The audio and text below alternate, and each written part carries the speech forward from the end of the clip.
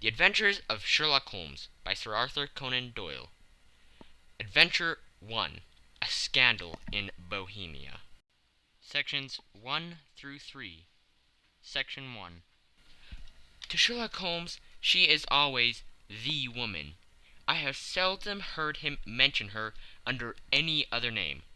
In her eyes, she eclipses and predominates the whole of her sex.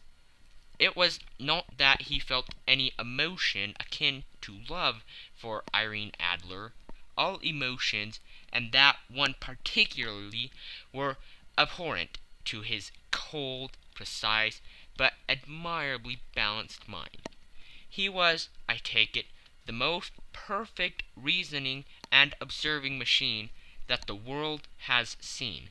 But as a lover, he would have placed himself in a false position. He never spoke of the softer passions, save with a jibe and a sneer. They were admirable things for the observer, excellent for drawing the veil from men's motives and actions.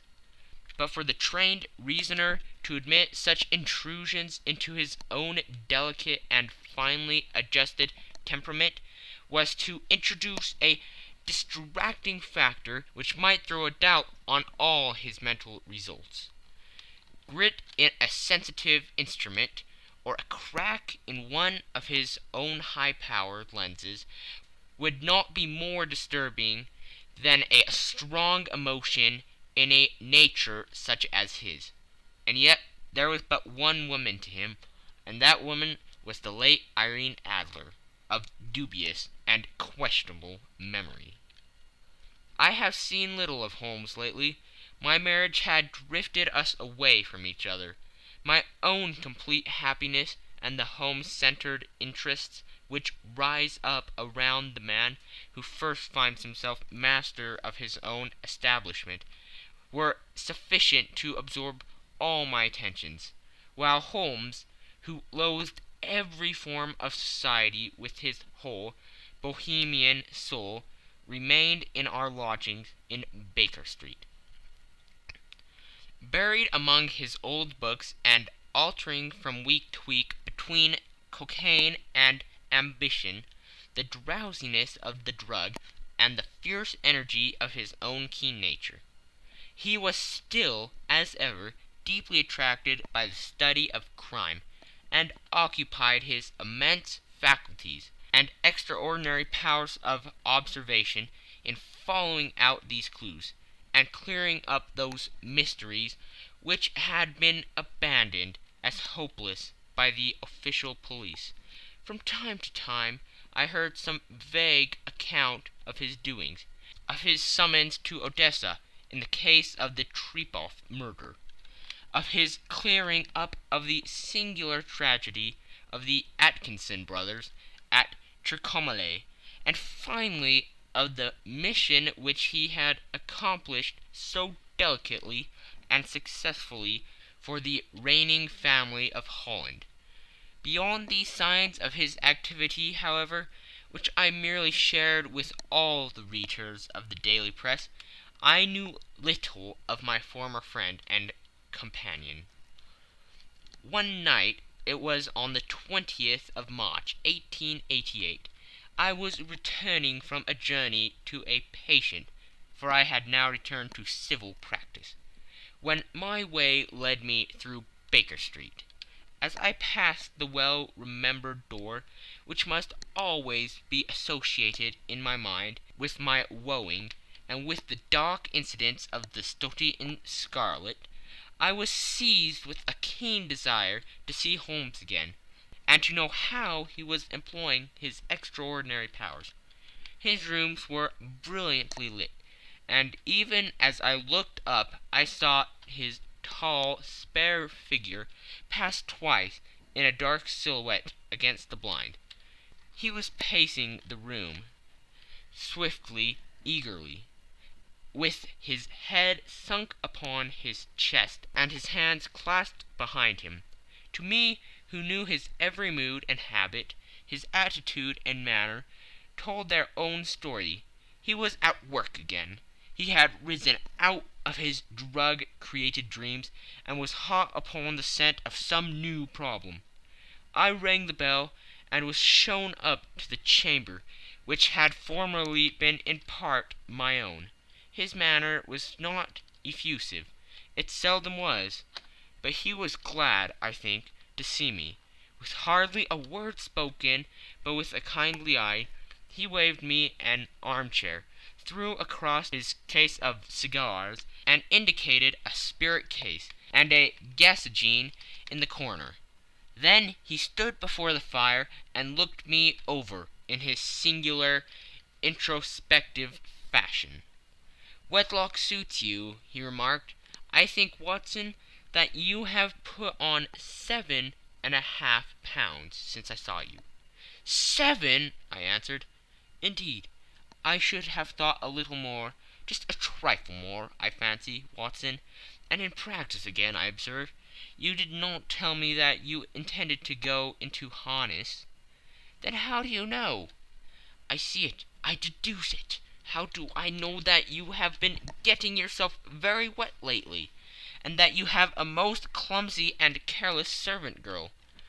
"My dear Holmes," said I, "this is too much. You would certainly have been burned had you lived a few centuries ago. It is true that I had a country walk on Thursday, and came home in a dreadful mess.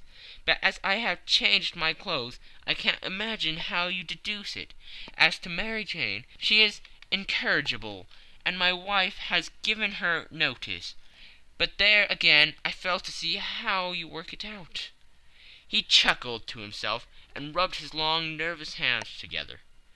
"It is simplicity itself," said he. "My eyes tell me that on the inside of your left shoe, just where the firelight strikes it, the leather is scourged by 6 almost parallel cuts. Obviously they have been caused by someone who has very carelessly scraped around the edges of the soles in order to remove crusted mud from it. Hence you see my double deduction, that you have been out in vile weather, and that you have a particularly malignant boot-slitting specimen of the London Slave. As to your practice, if a gentleman walks into my room smelling of iodine, with a black mark of nitrate of silver upon his right forefinger, and a budge on the right side of his top hat, to show where he has secreted his stethoscope, I must be dull indeed if I did not pronounce him to be an active member of the medical profession." I could not help laughing at the ease with which he examined his process of deduction. "When I hear you give your reasons," I remarked, "the thing always appears to me to be so ridiculously simple that I could easily do it myself, though at each successive instance of your reasoning I am baffled until you explain your process. And yet I believe that my eyes are as good as yours." "Quite so," he answered, lighting a cigarette, and throwing himself down into an armchair.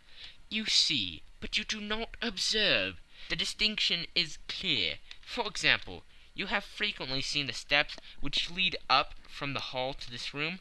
"Frequently." "How often?" "Well, some hundreds of times." "Then how many are there?"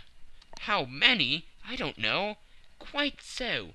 You have not observed, and yet you have seen. That is just my point. Now I know that there are 17 steps, because I have both seen and observed. By the way, since you are interested in these little problems, and since you have been good enough to chronicle one or two of my trifling experiences, you may be interested in this." He threw over a sheet of thick, pink-tinted notepaper, which had been lying upon the table. "It came by the last post," said he. "Read it aloud." The note was undated, and without either signature or address. "There will call upon you tonight, at 7:45, it said, "a gentleman who desires to consult you upon a matter of the very deepest moment. your recent services to one of the royal houses of Europe have shown that you are one who may safely be trusted with matters which are of an importance which can hardly be exaggerated. This account of you will have from all quarters received, but in your chamber then at that hour, and do not take it amiss if your visitor wears a mask." "This is indeed a mystery," I remarked. "What do you imagine that it means?" "I have no data yet. It is a capital mistake to theorize before one has data. Insensibly one begins to twist facts to suit theories, instead of theories to suit facts. But the note itself, what do you deduce from it?" "I certainly examined the writing, and the paper upon which it was written." "The man who wrote it was presumably well-to-do," I remarked, endeavoring to imitate my companion's process. "Such paper could not be bought under half-a-crown a packet. It is peculiarly strong and stiff." "Peculiar, that is the very word," said Holmes. "It is not an English paper at all. Hold it up to the light." I did so, and saw a large E with a small g, a P and a large G with a small t woven into the texture of the paper. "What do you make of that?" asked Holmes. "The name of the maker, no doubt, or his monogram, rather." "Not at all. The G with the small t stands for Gesellschaft, which is German for company. It is a customary contraction like our CO.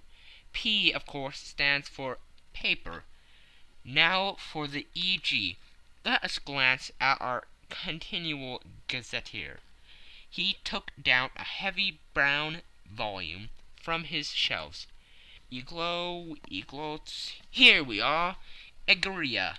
It is in a German-speaking country in Bohemia, not far from Carlsbad, remarkably as being the scene of the death of Wallenstein, and for its numerous glass factories and paper mills. Ha ha, my boy, what do you make of that?"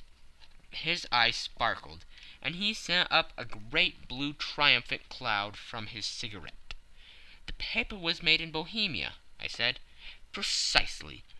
And the man who wrote the note is a German. Do you note the particular contraction of the sentence, 'This account of you we have from all quarters received'? A Frenchman or Russian could not have written that. It is the German who is so unctuous to his verbs. It only remains, therefore, to discover what is wanted by this German, who writes upon Bohemian paper and prefers wearing a mask to showing his face. And here he comes, if I am not mistaken, to resolve all our doubts." As he spoke, there was the sharp sound of horses' hoofs, and the grating wheels against the curb, followed by a sharp pull at the bell. Holmes whistled. "A pair by the sound," said he.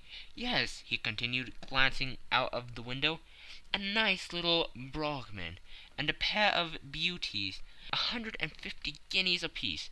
There's money in this case, Watson, if there is nothing else. I think that I had better go, Holmes." "Not a bit, Doctor. Stay where you are. I am lost without my Boswell, and that promises to be interesting. It would be a pity to miss it.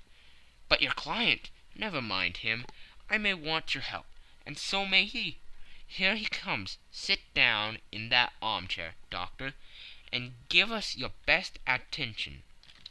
A slow and heavy step, which had been heard upon the stairs and in the passage, paused immediately outside the door.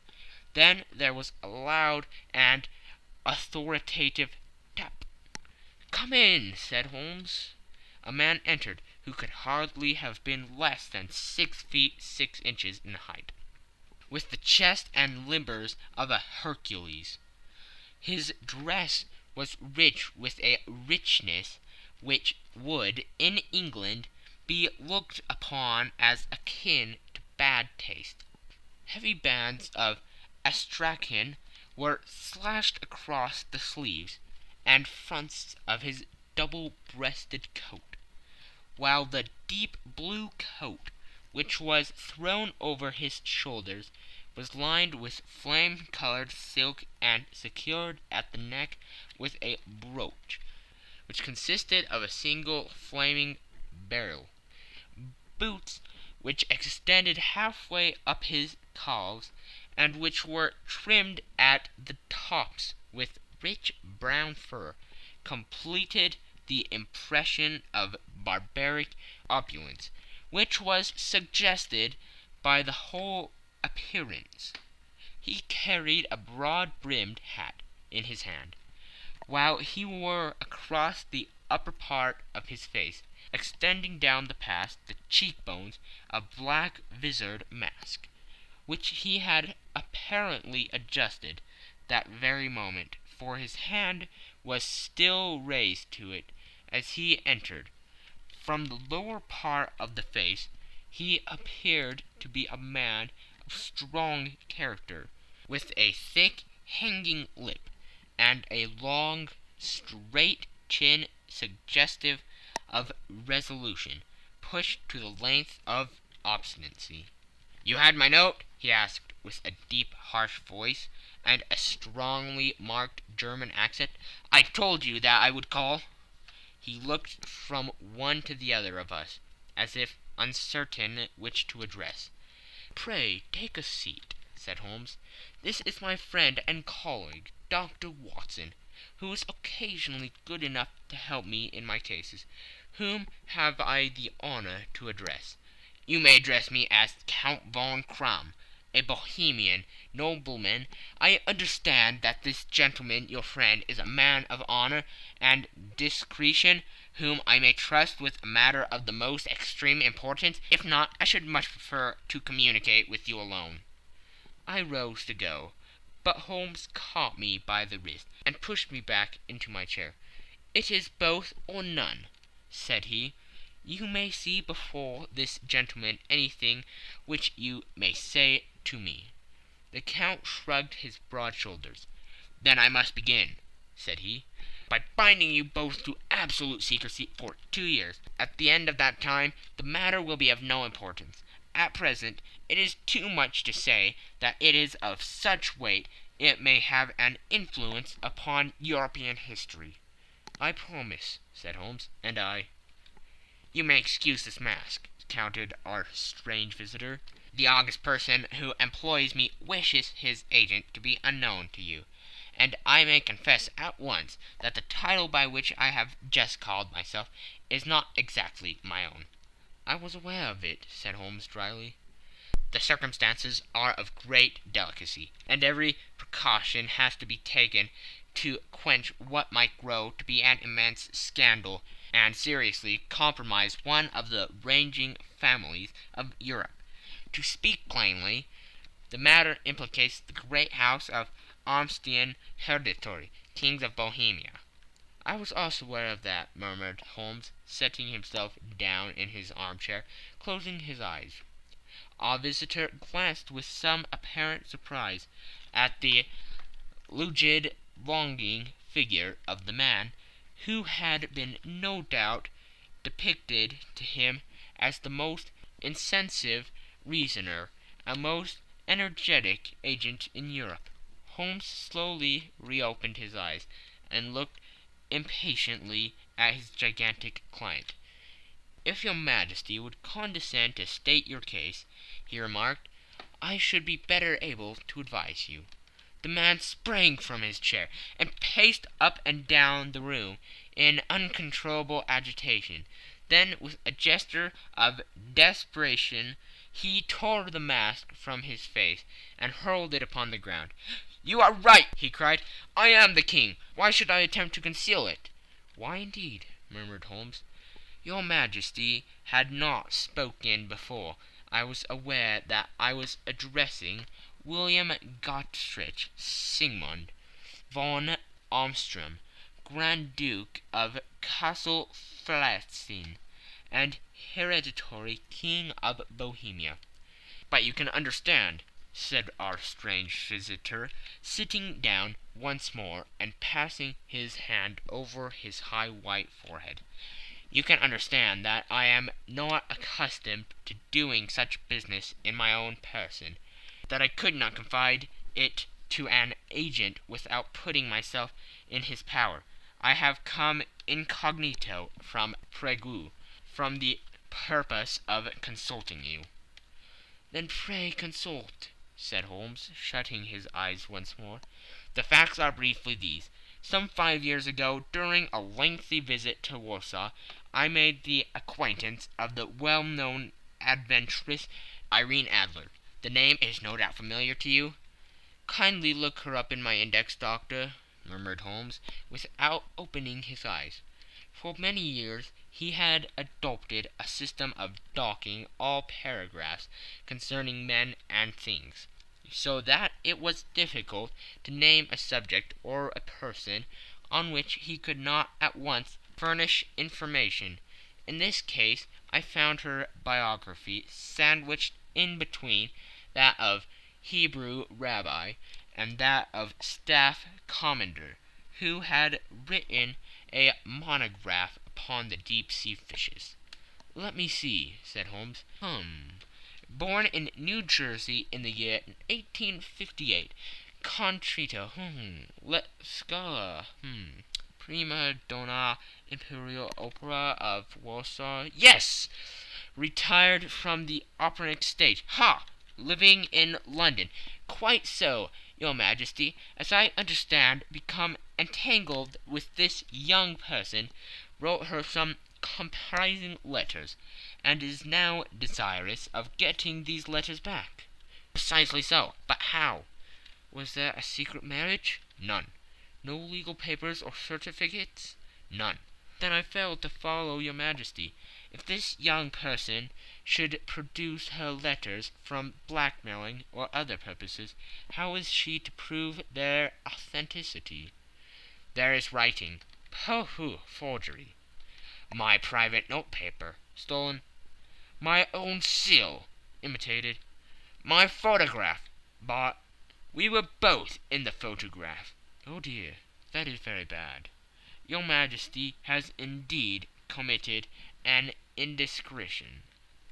"I was mad, insane." "You have compromised yourself seriously." "I was only Crown Prince then. I was young. I am but 30 now." "It must be recovered."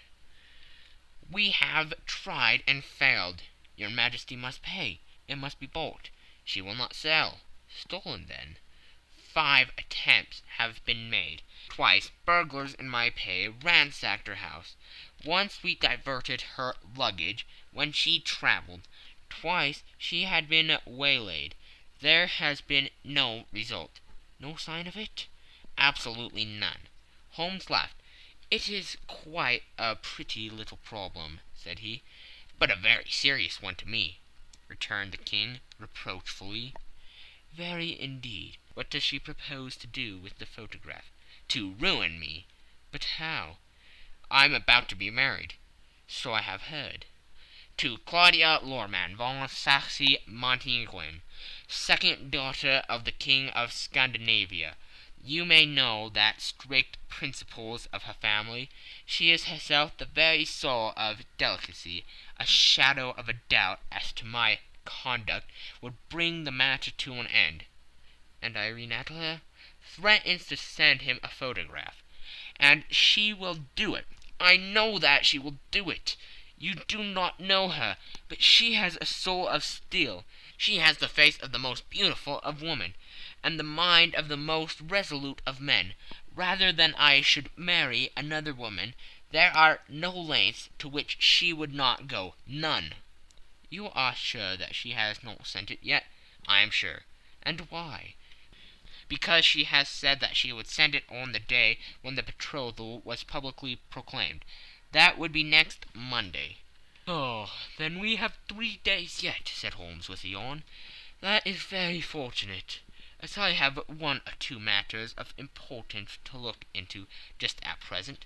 Your Majesty will, of course, stay in London for the present?" "Certainly. You will find me at the Logram under the name of the Count von Kram. Then I shall drop you a line to let you know how we progress. Pray do so. I shall be all anxiety. Then as to money, you have carte blanche. Absolutely.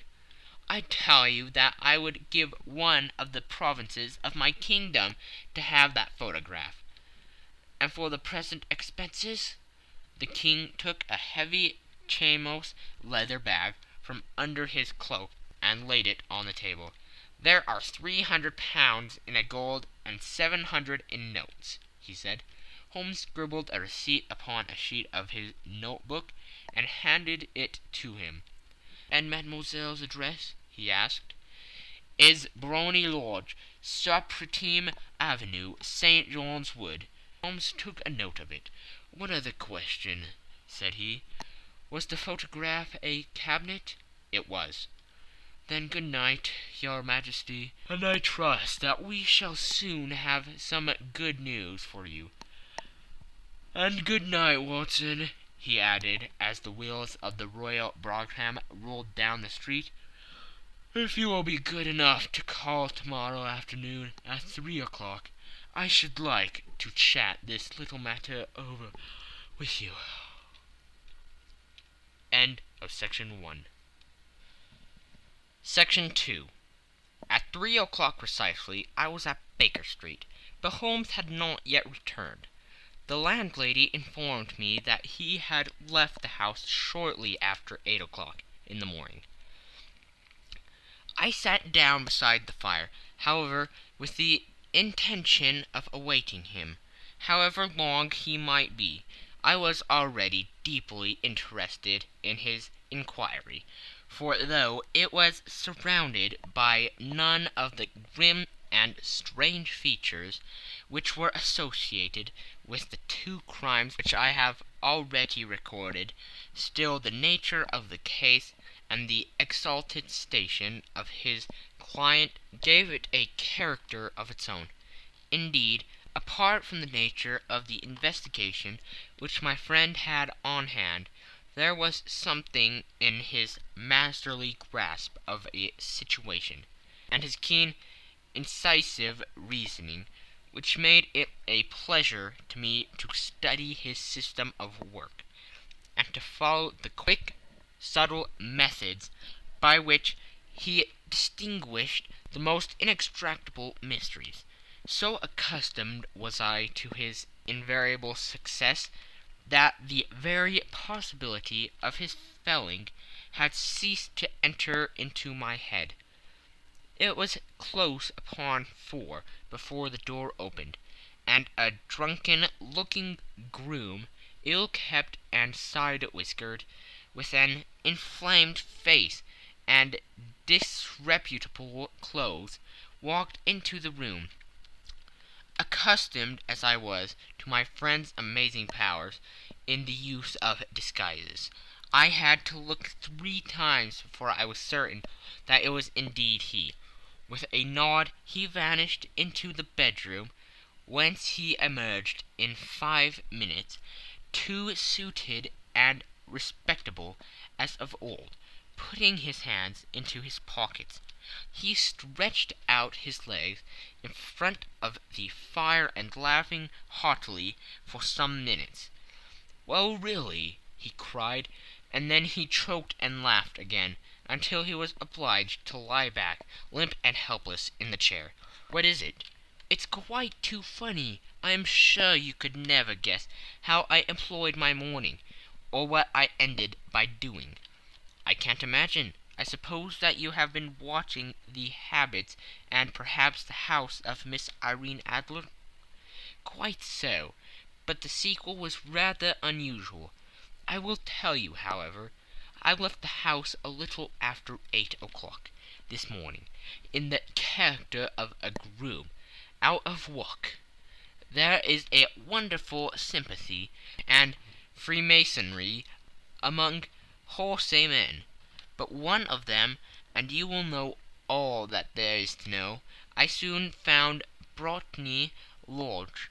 It is a Bazille villa, with a garden at the back, but built on it right up to the road, 2 stories, Chubb lock to the door, large sitting room on the right side, well furnished with long windows almost to the floor, and those prosperous English window fasteners which a child could open. Behind there was nothing remarkable, save the passage window could be reached from the top of the coach-hill.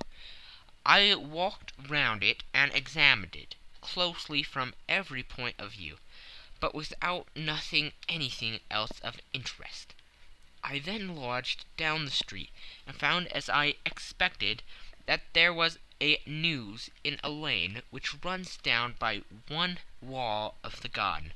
I went the ostlers a hand in rubbing down their houses, and received in exchange 2 pence, a glass of half and half, 2 fills of shag tobacco, and as much information as I could desire about Miss Adler, to say nothing of half a dozen other people in the neighborhood, in whom I was not in the least interested, but whose biographies I was compelled to listen to. "And what of Irene Adler?" I asked. "Oh, she has turned all the men's heads down in that part. She is the daintiest thing under a bonnet on the planet. So say the Serpentine News to a man. She lives quietly, sings at concerts, drives out at 5 every day, and returns at 7 sharp for dinner. Seldom goes out at other times, except when she sings. Has only 1 male visitor, but a good deal of him. He is dark, handsome, and dashing. Never calls less than once a day, and often twice. He is Mr. Godfrey Norton of the Inner Temple. See the advantages of a cabman as a confidant. They have driven him home a dozen of times from Serpentine Mews, and knew all about him. When I had listened to all they had to tell, I began to walk up and down near Briony Lodge once more, and to think over my plan of campaign. This Godfrey Norton was evidently an important factor in the matter. He was a lawyer. That sounded ominous. What was the relation between them, and what the object of his repeated visits? Was she his client, his friend, or his mistress? If the former, she had probably transferred the photograph to his keeping. If the latter, it was less likely on the issue of this question deepened whether I should continue my work at Briony Lodge, or turn my attention to the gentlemen's chambers in the Temple. It was a delicate point, and it wanted the field of my inquiry.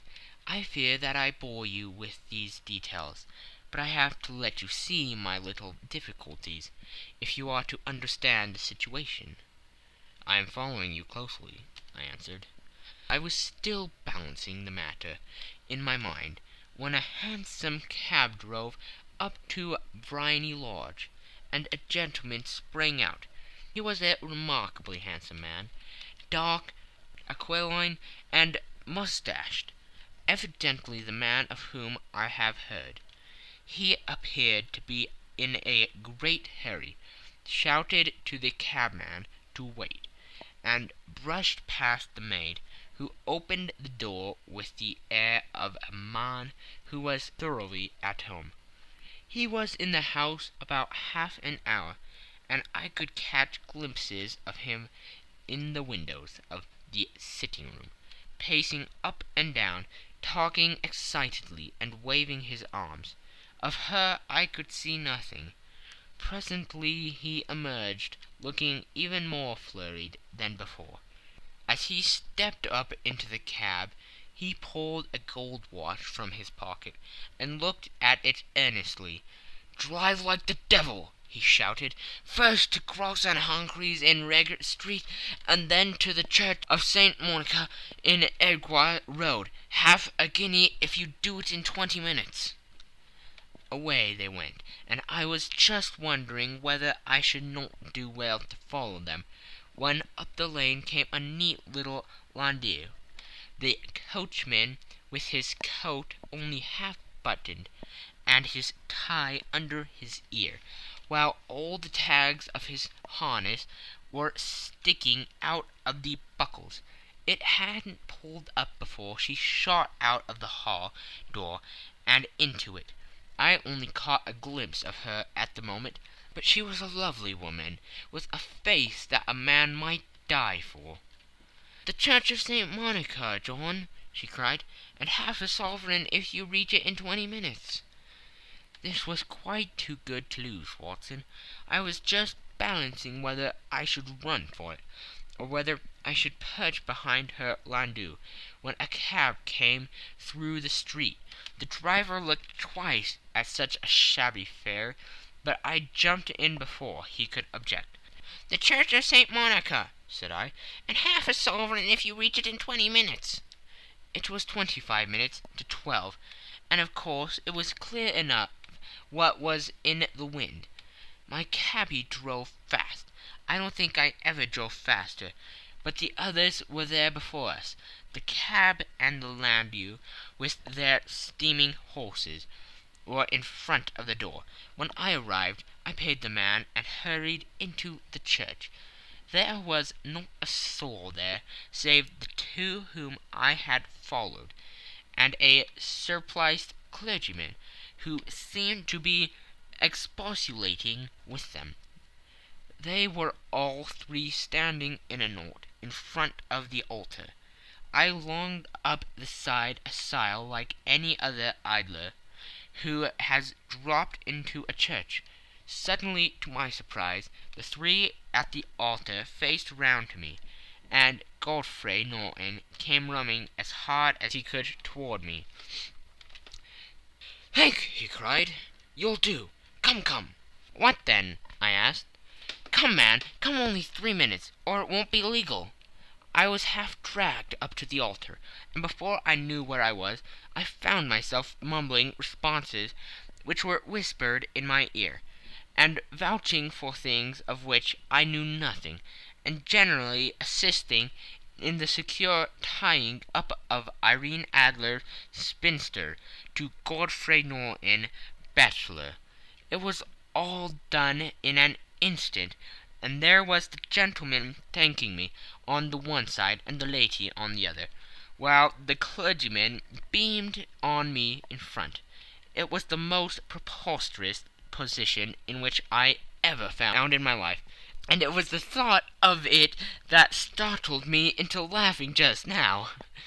It seems that there had been some informality about their license, that the clergyman absolutely refused to marry them without a witness of some sort, and that my lucky appearance saved the bridegroom from having to sally out into the street in search of a best man. The bride gave me a sovereign, and I mean to wear it on my watch chain in memory of the occasion. "That is a very unexpected turn of affairs," said I. "And what then?" "Well, I found my plans very seriously menaced. It looked as if the pair might take an immediate departure, and so necessity very prompt and energetic measures on my part. At the church door, however, they separated, he driving back to the Temple, and she to her own house. "I shall drive out into the park at 5 as usual," she said, as she left him. I heard no more. They drove away in different directions, and I went off to make my own arrangements. "Which are?" "Some cold beef and a glass of beer," he answered, ringing the bell. "I have been too busy to think of food, and I am likely to be bustier still this evening. By the way, Doctor, I shall want your cooperation." "I shall be delighted." "You don't mind breaking the law?" Not in the least. No running a chance of arrest? Not in a good cause? Oh, the case is excellent. Then I am your man. I was sure that I might rely on you. But what do you wish? When Miss Turner has brought in the tray, I will make it clear to you now, he said, as he turned hungrily on the simple fare that our landlady had provided. I must discuss it while I eat, for I have not much time. It is nearly 5 now. In 2 hours we must be on the scene of action. Miss Irene, or Madame, rather, returns from her drive at 7. We must be at Briony Lodge to meet her. And what then? You leave that to me. I have already arranged what is to occur.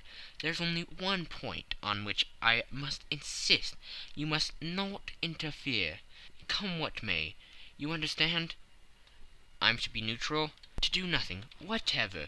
There will probably be some small unpleasantness.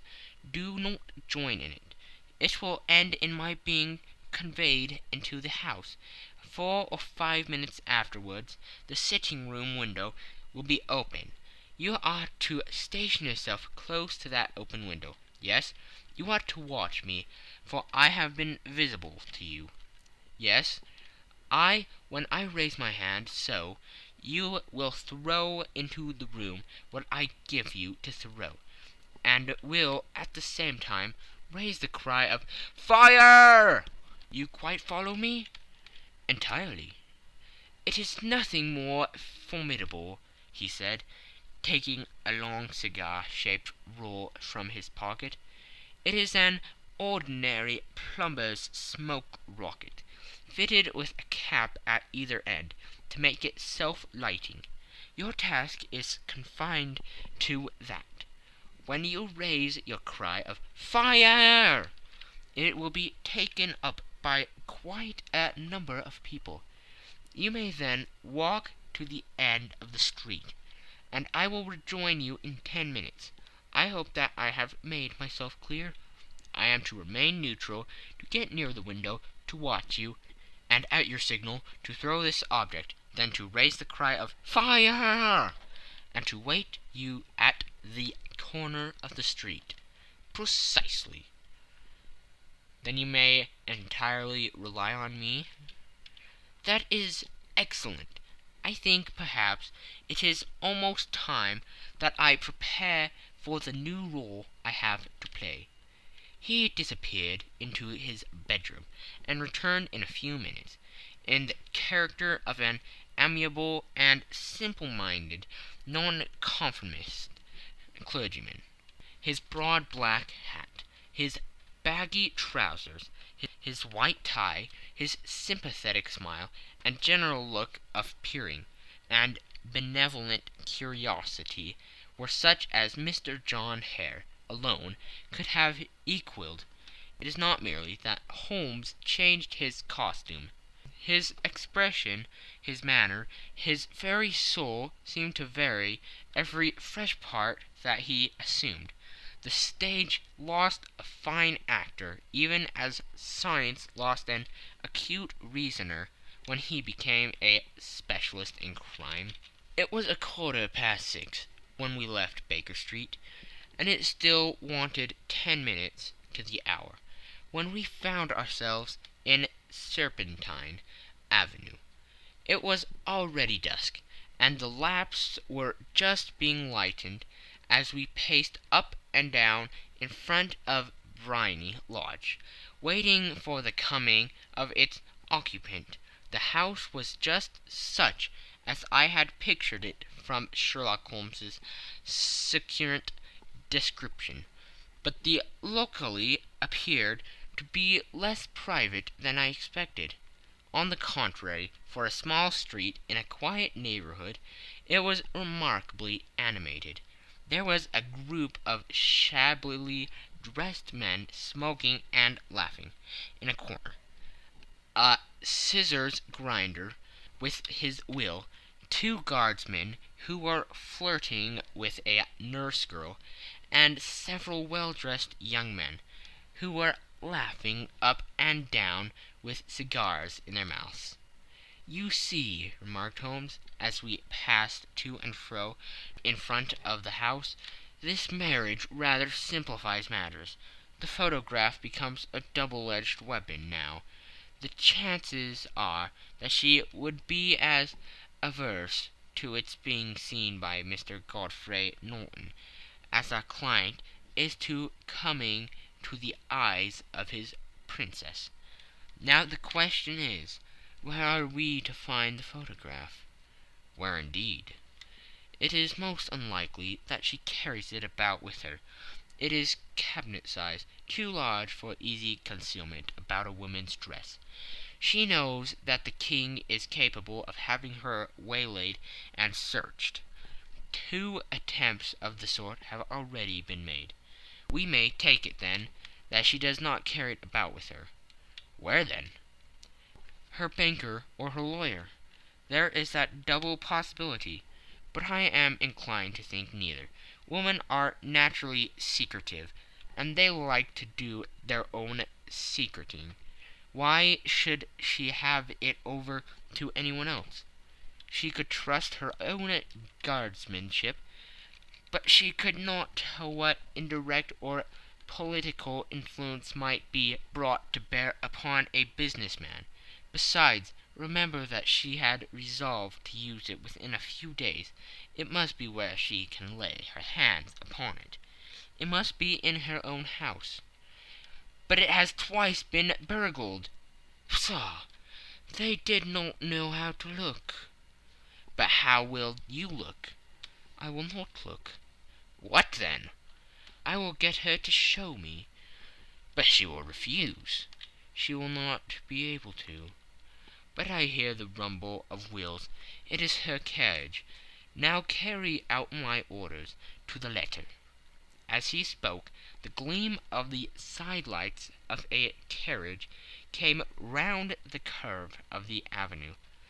It was a smart little landau, which rattled up to the door of Brimy Lodge. As it pulled up, one of the loafing men at the corner dashed forward to open the door, in the hope of earning a copper, but was elbowed away by another loafer, who had rushed up with the same intention.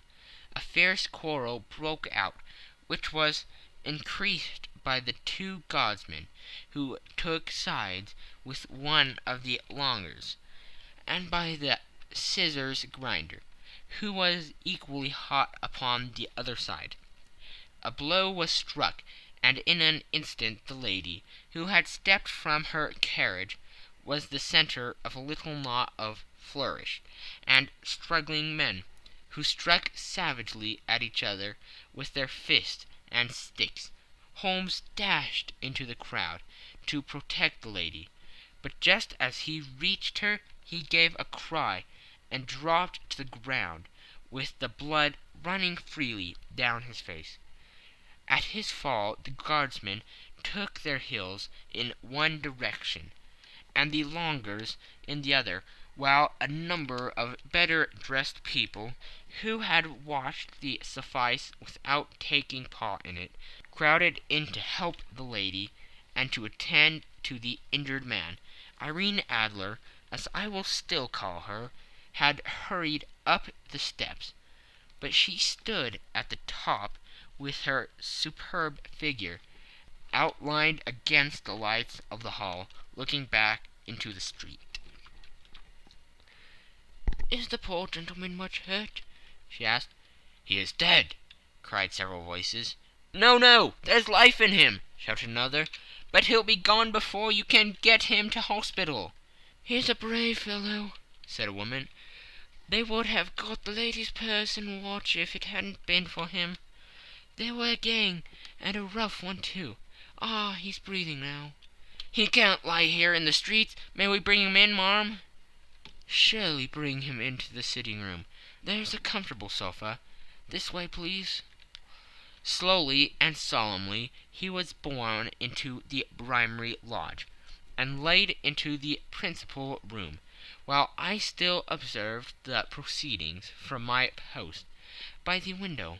The lamps had been lit, but the blinds had been drawn so that I could see Holmes as he lay upon the couch.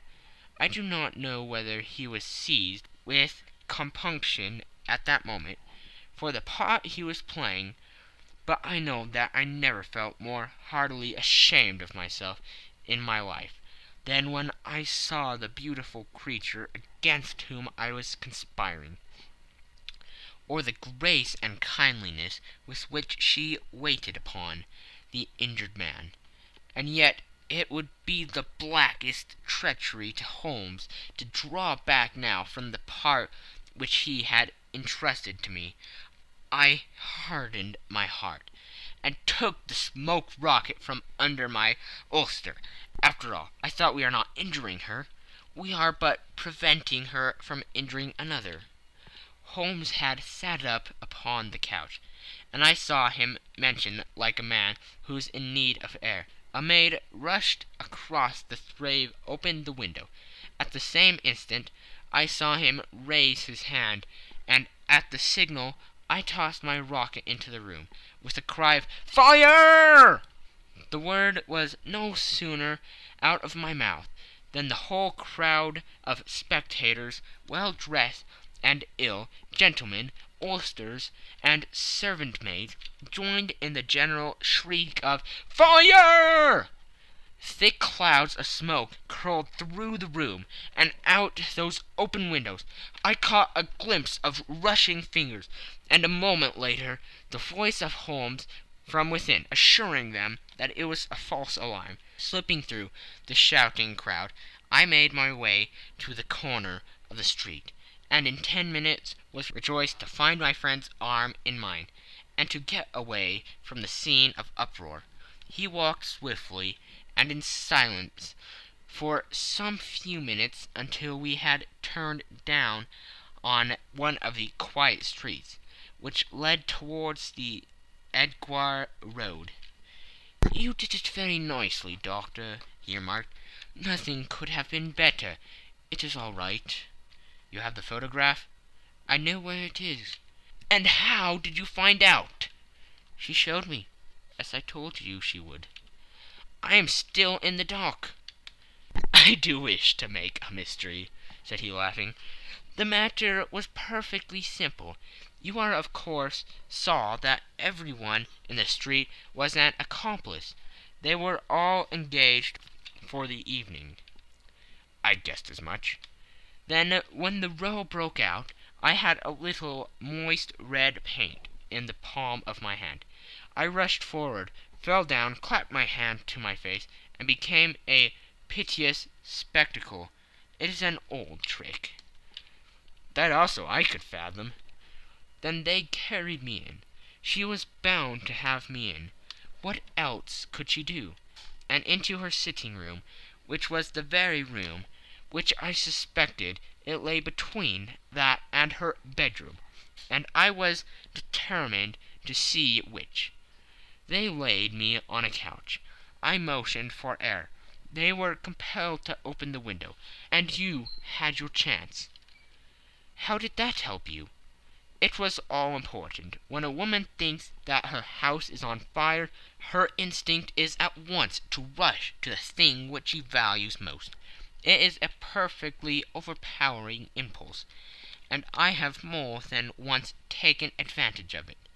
In the case of the Darlington substitution scandal it was of use to me, and also in the Arnsworth Castle business. A married woman grabs at her baby, an unmarried one reaches for her jewelry box. Now it was clear to me that Our Lady of to-day had nothing in the house more precious to her than what we are in quest of. She would rush to secure it. The alarm of the fire was admirably done. The smoke and shouting were enough to shake nerves of steel. She responded beautifully. The photograph is in a recuse behind a sliding panel, just above the right bell pull. She was there in an instant, and I caught a glimpse of it as she half drew it out. When I cried out that it was a false alarm, she replaced it, glancing at the rocket, rushed from the room, and I have not seen her since. I rose, and making my excuses, escaped from the house. I hesitated whether to attempt to secure the photograph at once, but the coachman had come in, and as he was watching me narrowly, it seemed safer to wait. A little over precipitance may ruin all. "And now?" I asked. "Our quest is practically finished. I shall call with the king tomorrow, and with you, if you care to come with us. We will be showed into the sitting room to wait for the lady. But it is probable that when she comes she may find neither us nor the photograph. It might be a satisfaction to his Majesty to regain it with his own hands." "And when will you call?" "At 8 in the morning. She will not be up, so that we shall have a clear field. Besides, we must be prompt, for this marriage may mean a complete change in her life and habits. I must wire to the king without delay." We had reached Baker Street, and had stopped at the door. He was searching his pockets for the key, when someone passing said, "Good night, Mr. Sherlock Holmes." There were several people on the pavement at the time, but the greeting appeared to come from a slim youth in an ulster who had hurried by. "I've heard that voice before," said Holmes, starting down the dimly lit street. "Now I wonder who the deuce that could have been." End of Section 2. Section 3. I slept at Baker Street that night, and we were engaged upon our toast and coffee in the morning, when the King of Bohemia rushed into the room. "You have really got it?" he cried, grasping Sherlock Holmes by either shoulder, or looking eagerly into his face. "Not yet." "But you have hopes?" "I have hopes." "Then come. I am all impatience to be gone." "We must have a cab." "No, my brougham is waiting." "Then that will simplify matters." We descended, and started off at once more for Bombay Lodge. "Irene Adler is married," remarked Holmes. "Married? When?" "Yesterday." "But to whom?" "To an English lawyer named Norton." "But she could not love him." "I am in hopes that she does." "And why in hopes?" "Because it would spare your Majesty all fear of future annoyance. If the lady loves her husband, she does not love your Majesty. If she does not love your Majesty, then there is no reason why she should interfere with your Majesty's plan." "It is true, and yet, well, I wish she had been of my own station.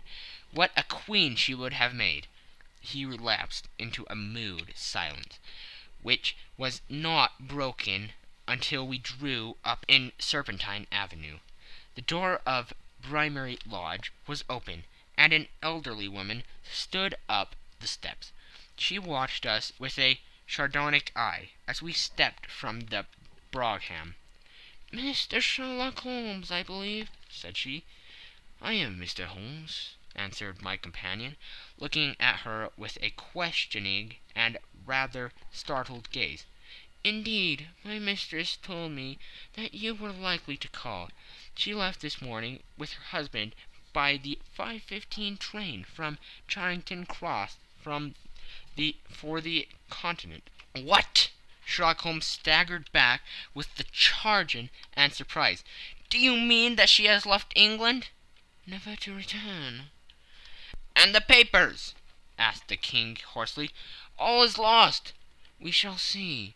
He pushed past the servant and rushed into the drawing-room, followed by the King and myself. The furniture was scattered about in every direction, with the dismantled shelves and open drawers, as if the lady had hurriedly ransacked them before her flight. Holmes rushed at the bell-pull, tore back a small sliding shutter, and plunging in his hand, pulled out a photograph and a letter.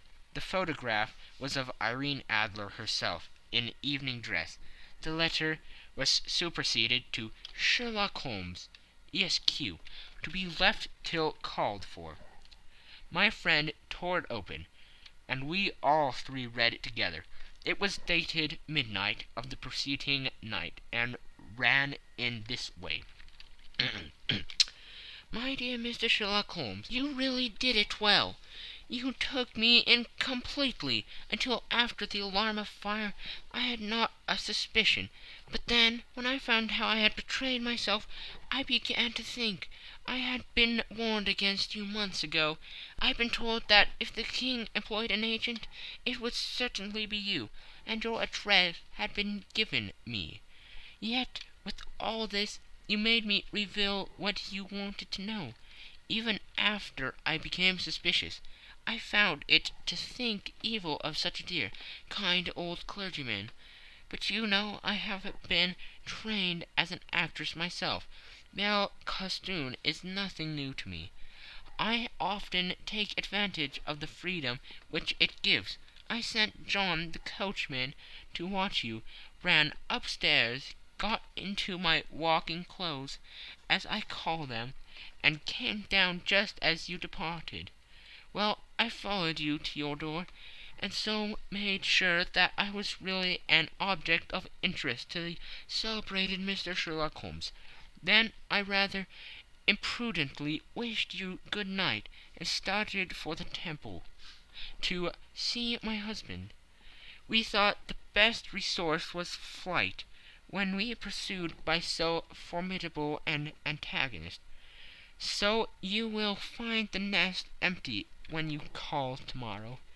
As to the photograph, your client may rest in peace. I love and am loved by a better man than he. The king may do what he will without hindrance from one who he has cruelly wronged. I keep it only to safeguard myself, and to preserve a weapon which will always secure me from any steps which he might take in the future. I leave a photograph which he might care to possess, and I remain, dear Mr. Sherlock Holmes, very truly yours, Irene Norton, née Adler. "What a woman! Oh, what a woman!" cried the King of Bohemia, when we had all three read this epistle. "Did I not tell you how quick and resolute she was? Would she not have made an admirable queen? Is it not a pity that she was not on my level?" "From what I have seen of the lady, she seems indeed to be on a very different level to you, Majesty," said Holmes coldly.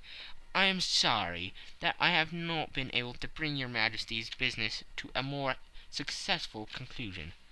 "On the contrary, my dear sir," cried the King, "nothing could be more successful. I know that her word is inviolate. The photograph is now as safe as if it were in the fire." "I am glad to hear your Majesty say so." "I am immensely indebted to you. Pray tell me in what way I can reward you. This ring—" He slipped an emerald snake ring from his finger and held it out upon the palm of his hand. "Your Majesty has something which I should value even more highly," said Holmes. "You have but to name it. The photograph." The King stared at him in amazement. "Irene's photograph!" he cried. "Certainly, if you wish it." "I thank your Majesty. Then there is no more to be done in the matter. I have the honour to wish you very good morning." He bowed and turned away without observing the hand which the King had stretched out to him. He set off in my company for his chambers. And that was how a great scandal threatened to affect the kingdom of Bohemia, and how the best plans of Mr. Sherlock Holmes were beaten by a woman's wit. He used to make merry over the cleverness of women, but I have not heard him do it of late. And when he speaks of Irene Adler, or when he refers to her photograph, it is always under the honorable title of the woman. End of Section 3. End of the Scandal in Bohemia. This is a TBOL3 production.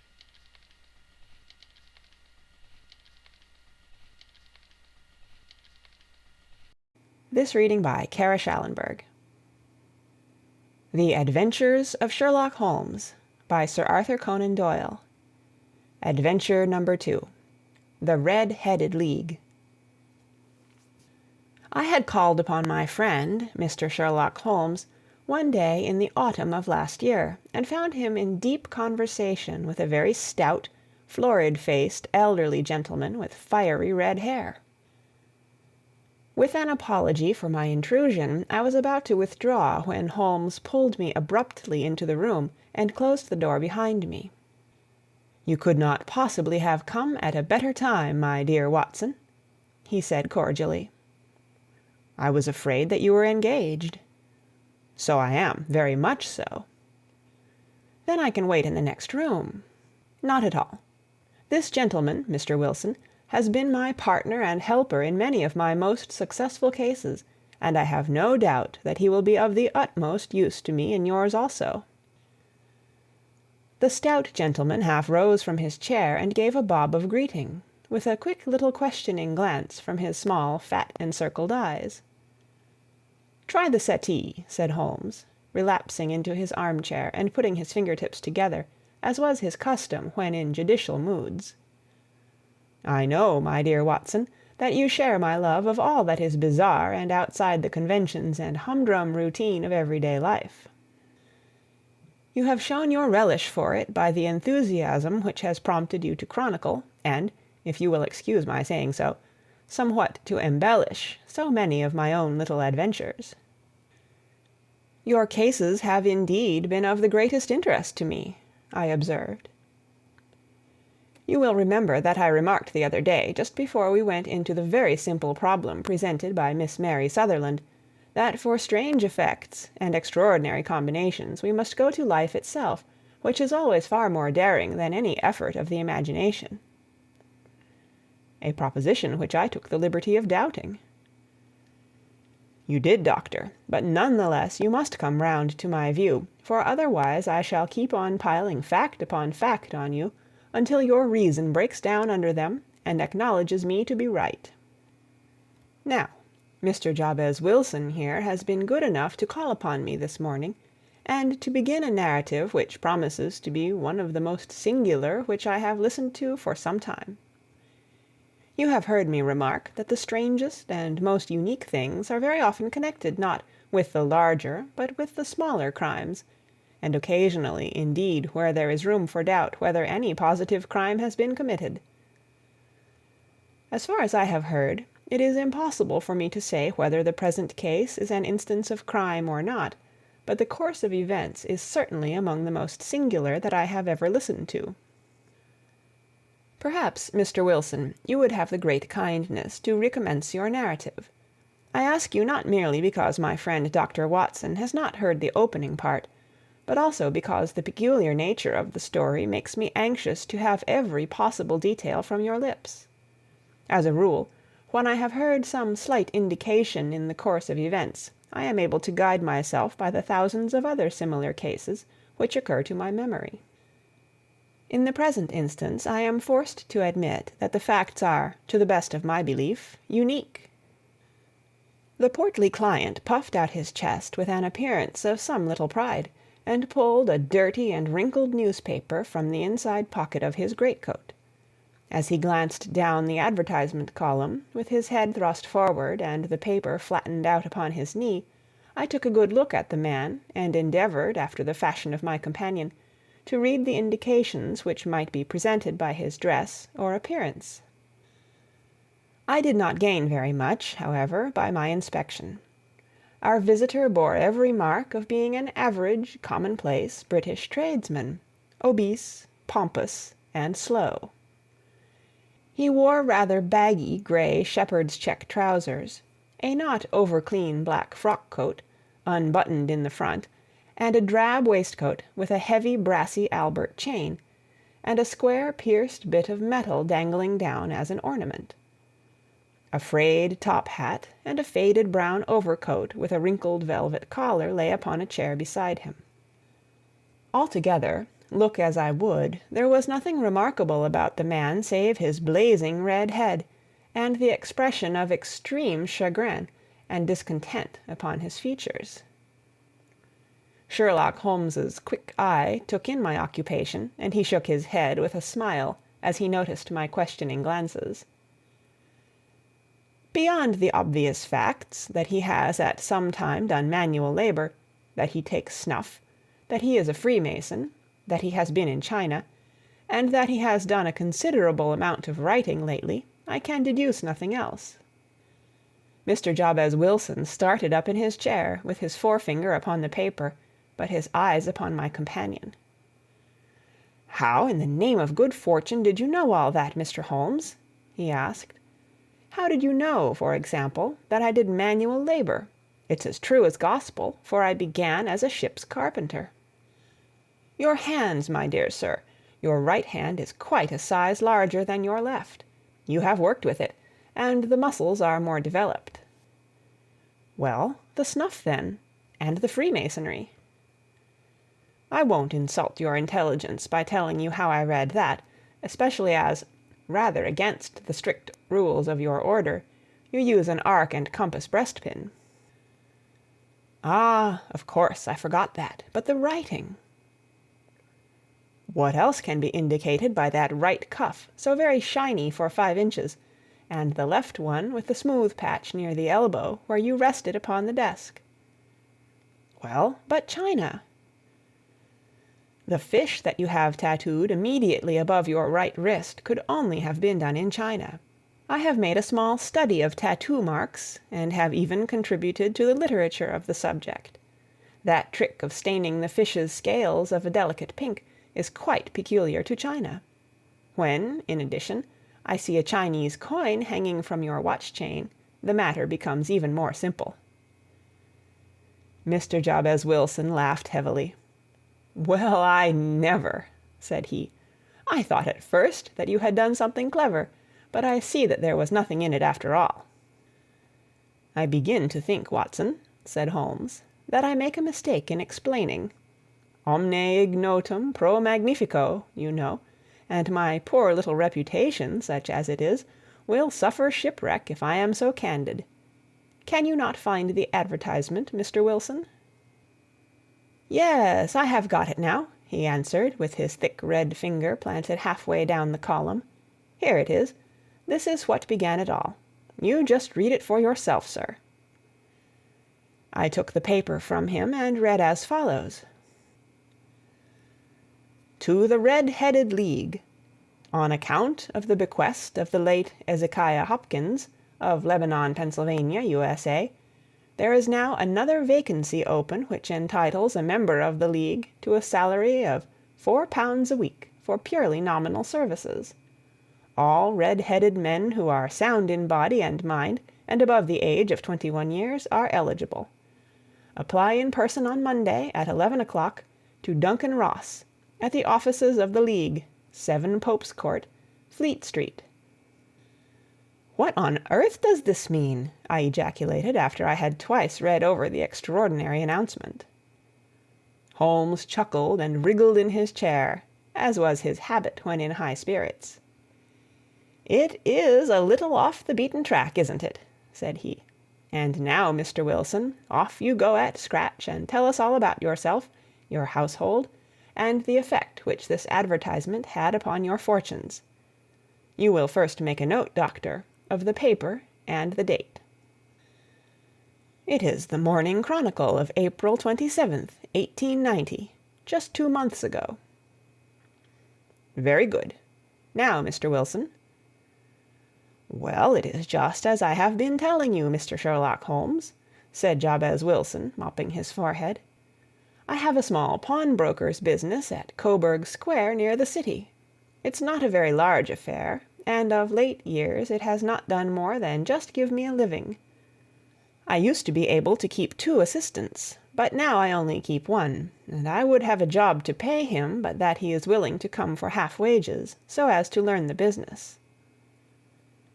"What is the name of this obliging youth?" asked Sherlock Holmes. "His name is Vincent Spaulding, and he's not such a youth either. It's hard to say his age. I should not wish a smarter assistant, Mr. Holmes, and I know very well that he could better himself and earn twice what I am able to give him. But, after all, if he is satisfied, why should I put ideas in his head?" "Why, indeed? You seem most fortunate in having an employee who comes under the full market price. It is not a common experience among employers in this age. I don't know that your assistant is not as remarkable as your advertisement." "Oh, he has his faults, too," said Mr. Wilson. "Never was such a fellow for photography, snapping away with a camera when he ought to be improving his mind, and then diving down into the cellar like a rabbit into its hole to develop his pictures. That is his main fault, but on the whole he's a good worker. There's no vice in him." "He is still with you, I presume?" "Yes, sir. He and a girl of 14 who does a bit of simple cooking and keeps the place clean. That's all I have in the house, for I am a widower, and never had any family. We live very quietly, sir, the three of us, and we keep a roof over our heads and pay our debts, if we do nothing more." The first thing that put us out was that advertisement. Spaulding, he came down into the office just this day 8 weeks, with this very paper in his hand, and he says, "I wish to the Lord, Mr. Wilson, that I was a red-headed man." "Why's that?" I asks. "Why," says he, "here's another vacancy on the League of the Red-Headed Men. It's worth quite a little fortune to any man who gets it, and I understand that there are more vacancies than there are men, so that the trustees are at their wits' end what to do with the money. If my hair would only change color, here's a nice little crib all ready for me to step into." "Why, what is it then?" I asked. You see, Mr. Holmes, I am a very stay-at-home man, and as my business came to me instead of my having to go to it, I was often 3 weeks on end without putting my foot over the doormat. In that way I didn't know much of what was going on outside, and I was always glad of a bit of news." "Have you never heard of the League of the Red-Headed Men?" he asked, with his eyes open. "Never." "Why, I wonder at that, for you are eligible yourself for one of the vacancies." "And what are they worth?" I asked. "Oh, merely a couple of hundred a year, but the work is slight, and it need not interfere very much with one's other occupations." Well, you can easily think that that made me prick up my ears, for the business has not been over good for some years, and an extra couple of hundred would have been very handy. "Tell me all about it," said I. "Well," said he, showing me the advertisement, "you can see for yourself that the League has a vacancy, and there is the address where you should apply for particulars. As far as I can make out, the League was founded by an American millionaire, Ezekiah Hopkins, who was very peculiar in his ways. He was himself red-headed, and he had a great sympathy for all red-headed men, so when he died it was found that he had left his enormous fortune in the hands of trustees, with instructions to apply the interest to the providing of easy berths to men whose hair is of that color. From all I hear, it is splendid pay and very little to do." "But," said I, "there would be millions of red-headed men who would apply." "Not so many as you might think," he answered. "You see, it is really confined to Londoners and to grown men. This American had started from London when he was young, and he wanted to do the old town a good turn. Then again, I have heard it is no use your applying if your hair is light red, or dark red, or anything but real bright, blazing, fiery red. Now, if you cared to apply, Mr. Wilson, you would just walk in, but perhaps it would hardly be worth your while to put yourself out of the way for the sake of a few £100. Now, it is a fact, gentlemen, as you may see for yourselves, that my hair is of a very full and rich tint, so that it seemed to me that if there was to be any competition in the matter, I stood as good a chance as any man that I had ever met. Vincent Spaulding seemed to know so much about it that I thought he might prove useful, so I just ordered him to put up the shutters for the day, and to come right away with me. He was very willing to have a holiday, so we shut the business up and started off for the address that was given us in the advertisement. I never hope to see such a sight as that again, Mr. Holmes. From north, south, east, and west, Every man who had a shade of red in his hair had tramped into the city to answer the advertisement. Fleet Street was choked with red-headed folk, and Pope's Court looked like a coster's orange barrow. I should not have thought there were so many in the whole country as were brought together by that single advertisement. Every shade of colour they were: straw, lemon, orange, brick, Irish setter, liver, clay. But, as Spaulding said, there were not many who had the real vivid flame-coloured tint. When I saw how many were waiting, I would have given it up in despair, but Spaulding would not hear of it. How he did it I could not imagine, but he pushed and pulled and butted until he got me through the crowd and right up to the steps which led to the office.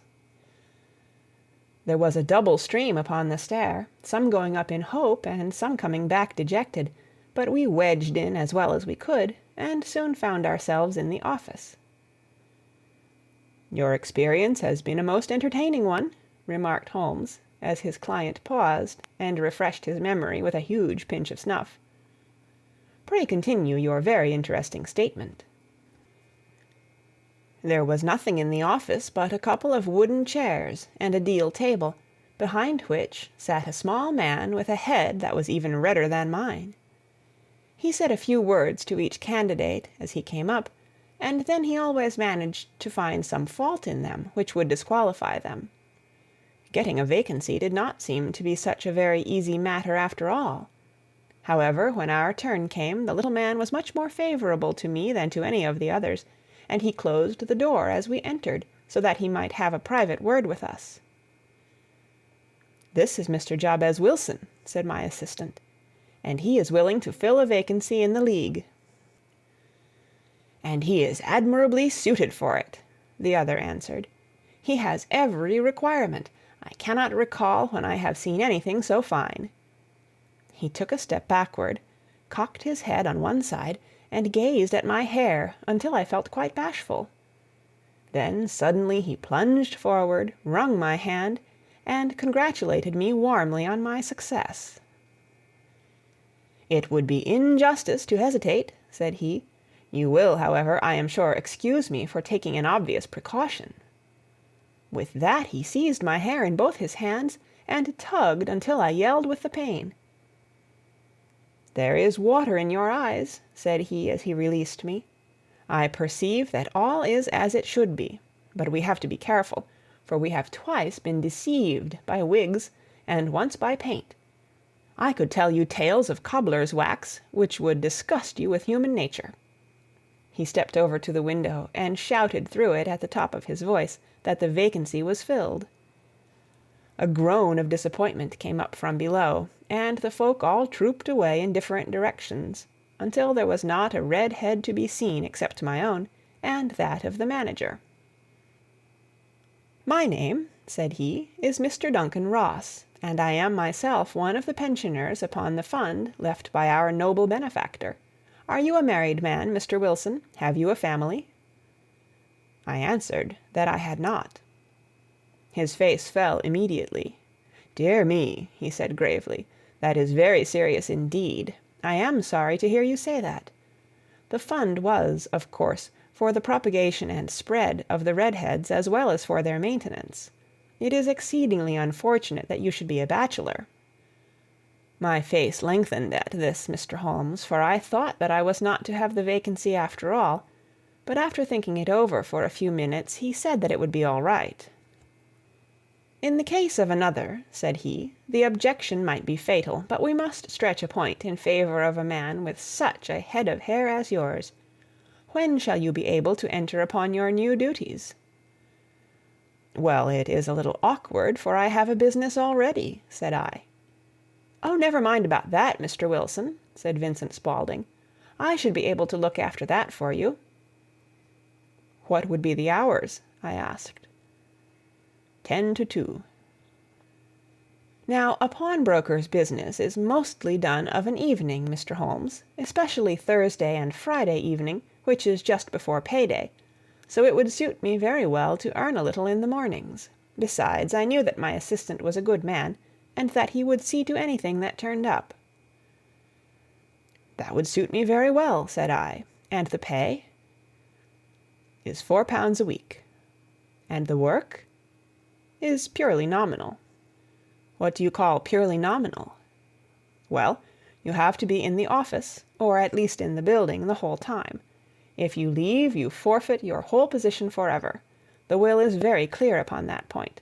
You don't comply with the conditions if you budge from the office during that time." "It's only 4 hours a day, and I should not think of leaving," said I.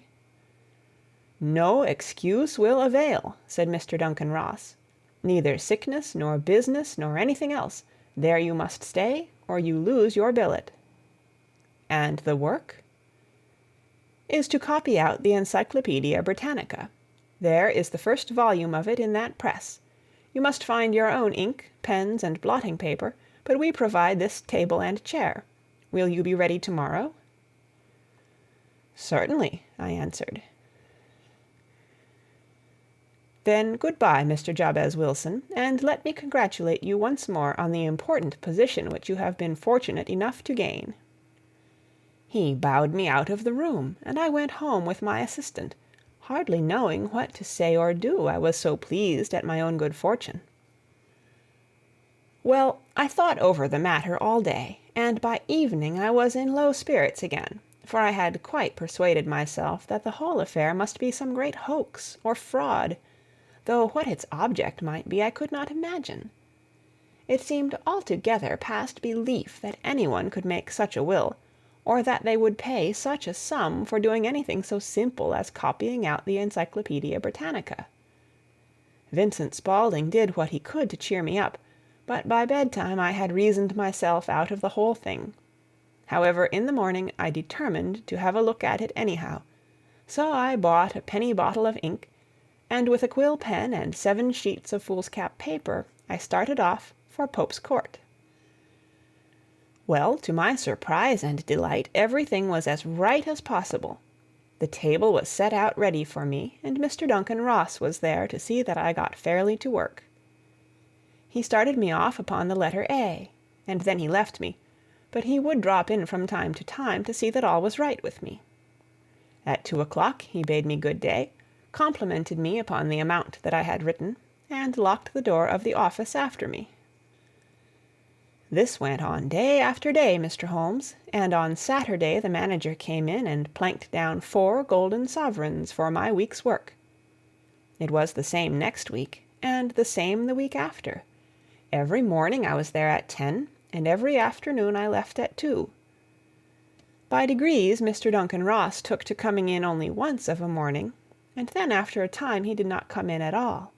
Still, of course, I never dared to leave the room for an instant, for I was not sure when he might come, and the billet was such a good one and suited me so well that I would not risk the loss of it. 8 weeks passed away like this, and I had written about abbots, and archery, and armor, and architecture, and Attica, and hoped with diligence that I might get on to the bees before very long. It cost me something in foolscap, and I had pretty nearly filled a shelf with my writings. And then suddenly the whole business came to an end. To an end? Yes, sir, and no later than this morning. I went to my work as usual at 10 o'clock, but the door was shut and locked, with a little square of cardboard hammered on to the middle of the panel with a tack. Here it is, and you can read for yourself. He held up a piece of white cardboard about the size of a sheet of notepaper. It read in this fashion: "The Red-Headed League is dissolved. October 9, 1890. Sherlock Holmes and I surveyed this curt announcement, and the rueful face behind it, until the comical side of the affair so completely overtopped every other consideration that we both burst out into a roar of laughter. "I cannot see that there is anything very funny," cried our client, flushing up to the roots of his flaming head. "If you can do nothing better than laugh at me, I can go elsewhere." "No, no," cried Holmes, shoving him back into the chair from which he had half risen. "I really wouldn't miss your case for the world. It is most refreshingly unusual. But there is, if you will excuse my saying so, something just a little funny about it. Pray, what steps did you take when you found the card upon the door?" "I was staggered, sir. I did not know what to do. Then I called at the offices round, but none of them seemed to know anything about it. Finally, I went to the landlord, who is an accountant living on the ground floor, and I asked him if he could tell me what had become of the Red-Headed League. He said that he had never heard of any such body. Then I asked him who Mr. Duncan Ross was. He answered that the name was new to him. "Well," said I, "the gentleman at number 4. "What, the red-headed man?" "Yes." "Oh," said he, "his name was William Morris. He was a solicitor, and was using my room as a temporary convenience until his new premises were ready. He moved out yesterday." "Where could I find him?" "Oh, at his new offices. He did tell me the address. Yes, 17 King Edward Street, near St. Paul's." I started off, Mr. Holmes, but when I got to that address, it was a manufactory of artificial knee-caps, and no one in it had ever heard of either Mr. William Morris or Mr. Duncan Ross." "And what did you do then?" asked Holmes. "I went home to Saxe-Coburg Square, and I took the advice of my assistant. But he could not help me in any way. He could only say that if I waited I should hear by post. But that was not quite good enough, Mr. Holmes. I did not wish to lose such a place without a struggle, so, as I had heard that you were good enough to give advice to poor folk who were in need of it, I came right away to you." "And you did very wisely," said Holmes. "Your case is an exceedingly remarkable one, and I shall be happy to look into it. From what you have told me, I think that it is possible that graver issues hang from it than might at first sight appear." "Grave enough," said Mr. Jabez Wilson. "Why, I have lost £4 a week." "As far as you are personally concerned," remarked Holmes, "I do not see that you have any grievance against this extraordinary league. On the contrary, you are, as I understand, richer by some £30, to say nothing of the minute knowledge which you have gained on every subject which comes under the letter A. You have lost nothing by them." "No, sir, but I want to find out about them, and who they are, and what their object was in playing this prank, if it was a prank, upon me.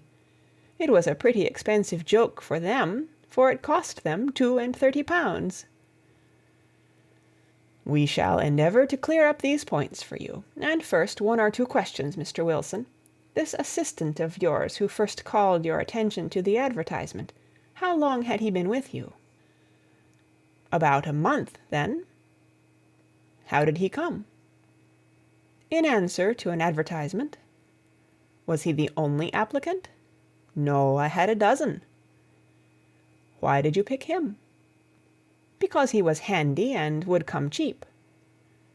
"At half wages, in fact?" "Yes." "What is he like, this Vincent Spaulding?" "Small, stout-built, very quick in his ways, no hair on his face, though he's not short of 30, has a white splash of acid upon his forehead." Holmes sat up in his chair in considerable excitement. "I thought as much," said he. "Have you ever observed that his ears are pierced for earrings?" "Yes, sir. He told me that a gypsy had done it for him when he was a lad." "Hum," said Holmes, sinking back in deep thought. "He is still with you?" "Oh, yes, sir. I have only just left him." "And has your business been attended to in your absence?" "Nothing to complain of, sir. There's never very much to do of a morning." "That will do, Mr. Wilson. I shall be happy to give you an opinion upon the subject in the course of a day or two. To-day is Saturday, and I hope that by Monday we may come to a conclusion." "Well, Watson," said Holmes, when our visitor had left us, "what do you make of it all?" "I make nothing of it," I answered frankly. "It is a most mysterious business." "As a rule," said Holmes, "the more bizarre a thing is, the less mysterious it proves to be. It is your commonplace, featureless crimes which are really puzzling, just as a commonplace face is the most difficult to identify. But I must be prompt over this matter." "What are you going to do, then?" I asked. "To smoke," he answered. "It is quite a three-pipe problem, and I beg that you won't speak to me for 50 minutes." He curled himself up in his chair, with his thin knees drawn up to his hawk-like nose, and there he sat with his eyes closed, and his black clay pipe thrusting out like the bill of some strange bird. I had come to the conclusion that he had dropped asleep, and indeed was nodding myself, when he suddenly sprang out of his chair with the gesture of a man who has made up his mind, and put his pipe down upon the mantelpiece. "Sarasate plays at the St. James Hall this afternoon," he remarked. "What do you think, Watson? Could your patients spare you for a few hours?" "I have nothing to do to-day. My practice is never very absorbing." "Then put on your hat and come. I am going through the city first, and we can have some lunch on the way. I observe that there is a good deal of German music on the programme, which is rather more to my taste than Italian or French. It is introspective, and I want to introspect. Come along." We travelled by the Underground as far as Aldersgate, and a short walk took us to Saxe-Coburg Square, the scene of the singular story which we had listened to in the morning. It was a poky little shabby-genteel place, where 4 lines of dingy 2-storied brick houses looked out into a small, railed-in enclosure, where a lawn of weedy grass and a few clumps of faded laurel bushes made a hard fight against a smoke-laden and uncongenial atmosphere. 3 gilt balls and a brown board with "Jabez Wilson" in white letters upon a corner house announced the place where our red-headed client carried on his business. Sherlock Holmes stepped in front of it with his head on one side, and looked it all over, with his eyes shining brightly between puckered lids. Then he walked slowly up the street, and then down again to the corner, still looking keenly at the houses. Finally he returned to the pawnbroker's, and, having thumped vigorously upon the pavement with his stick 2 or 3 times, he went up to the door and knocked. It was instantly opened by a bright-looking, clean-shaven young fellow, who asked him to step in. "Thank you," said Holmes. "I only wished to ask you how you would go from here to the Strand." "Third right, fourth left," answered the assistant promptly, closing the door. "Smart fellow, that," observed Holmes as we walked away. "He is, in my judgment, the 4th smartest man in London, and for daring I am not sure that he has not a claim to be 3rd. I have known something of him before." "Evidently," said I, "Mr. Wilson's assistant counts for a good deal in this mystery of the Red-Headed League. I am sure that you inquired your way merely in order that you might see him." "Not him." "What then?" "The knees of his trousers." "And what did you see?" "What I expected to see." "Why did you beat the pavement?" "My dear doctor, this is a time for observation, not for talk. We are spies in an enemy's country. We know something of Saxe-Coburg Square. Let us now explore the parts which lie behind it." The road in which we found ourselves as we turned round the corner from the retired Saxe-Coburg Square presented as great a contrast to it as the front of a picture does to the back. It was one of the main arteries which conveyed the traffic of the city to the north and west. The roadway was blocked with the immense stream of commerce flowing in a double tide inward and outward, while the footpaths were black with the hurrying swarm of pedestrians. It was difficult to realize, as we looked at the line of fine shops and stately business premises, that they really abutted on the other side upon the faded and stagnant square which we had just quitted. "Let me see," said Holmes, standing at the corner and glancing along the line. "I should like just to remember the order of the houses here, It is a hobby of mine to have an exact knowledge of London. There is Mortimer's, the tobacconist, the little newspaper shop, the Coburg branch of the City and Suburban Bank, the vegetarian restaurant, and McFarland's carriage-building depot. That carries us right on to the other block.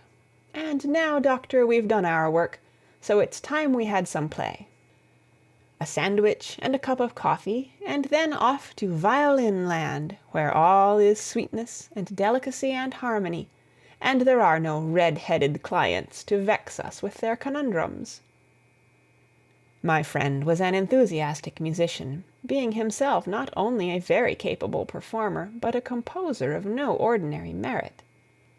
All the afternoon he sat in the stalls, wrapped in the most perfect happiness, gently waving his long, thin fingers in time to the music, while his gently smiling face and his languid, dreamy eyes were as unlike those of Holmes the sleuth-hound, Holmes the relentless, keen-witted, ready-handed criminal agent, as it was possible to conceive. In his singular character the dual nature alternately asserted itself, and his extreme exactness and astuteness represented, as I have often thought, the reaction against the poetic and contemplative mood which occasionally predominated in him. The swing of his nature took him from extreme languor to devouring energy, and, as I knew well, he was never so truly formidable as when, for days on end, he had been lounging in his armchair amid his improvisations and his black-letter editions. Then it was that the lust of the chase would suddenly come upon him, and that his brilliant reasoning power would rise to the level of intuition, until those who were unacquainted with his methods would look askance at him as on a man whose knowledge was not that of other mortals. When I saw him that afternoon so enwrapped in the music at St. James's Hall, I felt that an evil time might be coming upon those whom he had set himself to hunt down. "You want to go home, no doubt, Doctor," he remarked as we emerged. "Yes, it would be as well." "And I have some business to do which will take some hours.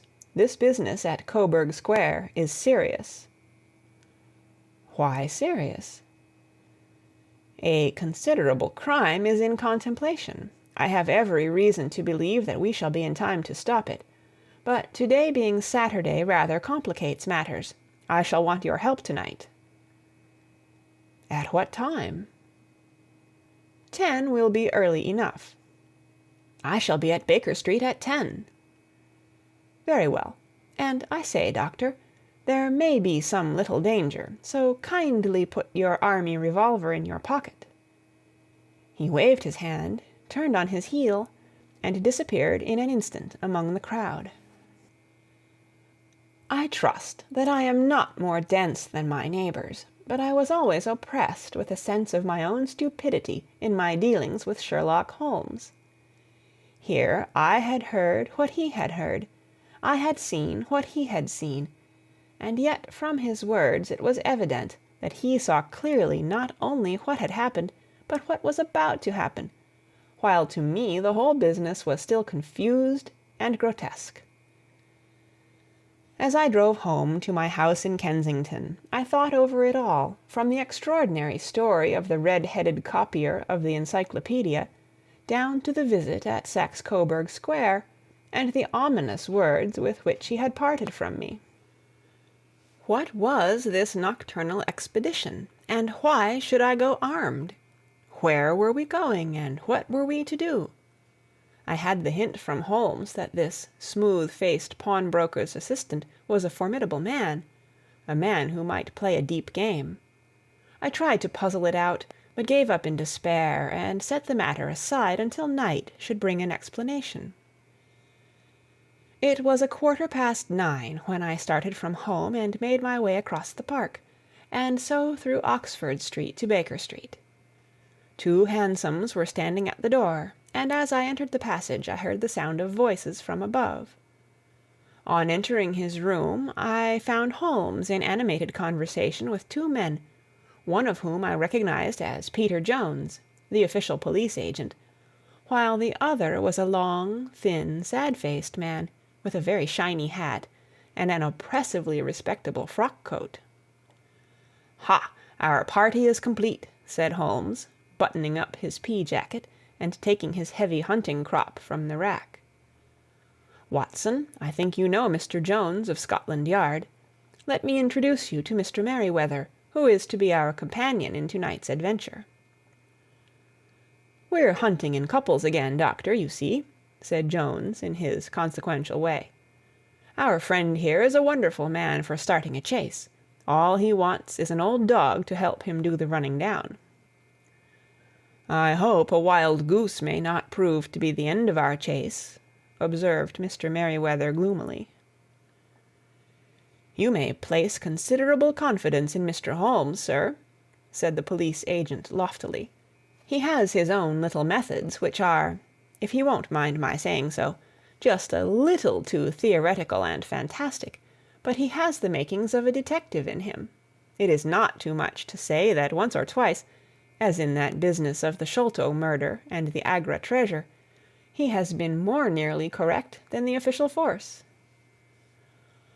"Oh, if you say so, Mr. Jones, it is all right," said the stranger with deference. "Still, I confess that I miss my rubber. It is the first Saturday night for 27 years that I have not had my rubber." "I think you will find," said Sherlock Holmes, "that you will play for a higher stake to-night than you have ever done yet, and that the play will be more exciting. For you, Mr. Merryweather, the stake will be some £30,000, and for you, Jones, it will be the man upon whom you wish to lay your hands.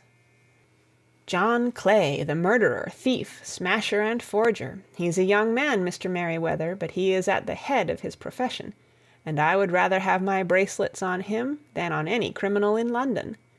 He's a remarkable man, is young John Clay. His grandfather was a royal duke, and he himself has been to Eton and Oxford. His brain is as cunning as his fingers, and though we meet signs of him at every turn, we never know where to find the man himself. He'll crack a crib in Scotland one week, and be raising money to build an orphanage in Cornwall the next. I've been on his track for years, and have never set eyes on him yet. I hope that I may have the pleasure of introducing you to-night. I've had one or two little turns also with Mr. John Clay, and I agree with you that he is at the head of his profession. It is past 10, however, and quite time that we started. If you two will take the first hansom, Watson and I will follow in the second." Sherlock Holmes was not very communicative during the long drive, and lay back in the cab humming the tunes which he had heard in the afternoon. We rattled through an endless labyrinth of gas-lit streets until we emerged into Farrington Street. "We are close there now," my friend remarked. "This fellow Merryweather is a bank director, and personally interested in the matter. I thought it as well to have Jones with us also. He is not a bad fellow, though an absolute imbecile in his profession. He has one positive virtue. He is as brave as a bulldog, and as tenacious as a lobster if he gets his claws upon anyone. Here we are, and they are waiting for us." We had reached the same crowded thoroughfare in which we had found ourselves in the morning. Our cabs were dismissed, and, following the guidance of Mr. Merryweather, we passed down a narrow passage and through a side door, which he opened for us. Within there was a small corridor, which ended in a very massive iron grate. This also was opened, and led down a flight of winding stone steps, which terminated at another formidable gate. Mr. Merryweather stopped to light a lantern, and then conducted us down a dark, earth-smelling passage, and so, after opening a third door, into a huge vault or cellar, which was piled all round with crates and massive boxes. "You are not very vulnerable from above," Holmes remarked as he held up the lantern and gazed about him. "Nor from below," said Mr. Merryweather, striking his stick upon the flags which lined the floor. "Why, dear me, it sounds quite hollow," he remarked, looking up in surprise. "I must really ask you to be a little more quiet," said Holmes severely. "You have already imperiled the whole success of our expedition. Might I beg that you would have the goodness to sit down upon one of those boxes, and not to interfere?" The solemn Mr. Merryweather perched himself upon a crate, with a very injured expression upon his face, while Holmes fell upon his knees upon the floor, and, with the lantern and a magnifying lens, began to examine minutely the cracks between the stones. A few seconds sufficed to satisfy him, for he sprang to his feet again and put his glass in his pocket. "We have at least an hour before us," he remarked, "for they can hardly take any steps until the good pawnbroker is safely in bed. Then they will not lose a minute, for the sooner they do their work the longer time they will have for their escape. We are at present, Doctor, as no doubt you have divined, in the cellar of the City branch of one of the principal London banks. Mr. Merryweather is the chairman of directors, and he will explain to you that there are reasons why the more daring criminals of London should take a considerable interest in this cellar at present." "It is our French gold," whispered the director. "We have had several warnings that an attempt might be made upon it." "Your French gold?" "Yes. We had occasion some months ago to strengthen our resources, and borrowed for that purpose 30,000 Napoleons from the Bank of France. It has become known that we have never had an occasion to unpack the money, and that it is still lying in our cellar. The crate upon which I sit contains 2,000 Napoleons packed between layers of lead foil. Our reserve of bullion is much larger at present than is usually kept in a single branch office, and the directors have had misgivings upon the subject." "Which were very well justified," observed Holmes. "And now it is time that we arranged our little plans. I expect that within an hour matters will come to a head. In the meantime, Mr. Merryweather, we must put the screen over that dark lantern." "And sit in the dark?" "I am afraid so. I had brought a pack of cards in my pocket, and I thought that, as we were a partie carrée, you might have your rubber after all. But I see that the enemy's preparations have gone so far that we cannot risk the presence of a light. And first of all we must choose our positions. These are daring men, and though we shall take them at a disadvantage, they may do us some harm unless we are careful. I shall stand behind this crate, and do you conceal yourselves behind those. Then, when I flash a light upon them, close in swiftly. If they fire, Watson, have no compunction about shooting them down." I placed my revolver, cocked, upon the top of the wooden case behind which I crouched. Holmes shot the slide across the front of his lantern, and left us in pitch darkness. Such an absolute darkness as I have never before experienced. The smell of hot metal remained to assure us that the light was still there, ready to flash out at a moment's notice.